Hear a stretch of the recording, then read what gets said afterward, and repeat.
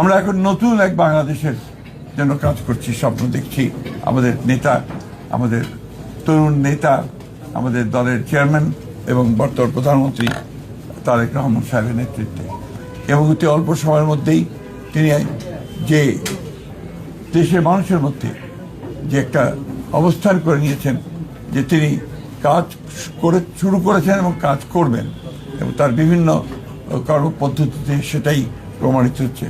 আমরা বিশ্বাস করি, আশা করি যে বাংলাদেশ জাতীয়তাবাদী দল তার নেতৃত্বে আরও শক্তিশালী হয়ে উঠবে এবং এই সরকার, যে সরকার গঠন করা হয়েছে তার নেতৃত্বে, সেই সরকার সফল হবে বাংলাদেশকে তার ইপ্সিত লক্ষ্যে নিয়ে যেতে এবং সত্যিকার অর্থেই একটা সুখী সমৃদ্ধ বাংলাদেশ গড়ে তুলবে, যা আমাদের প্রতিষ্ঠাতা শহীদ প্রেসিডেন্ট জিয়া রহমানের আমাদের লক্ষ্য ছিল।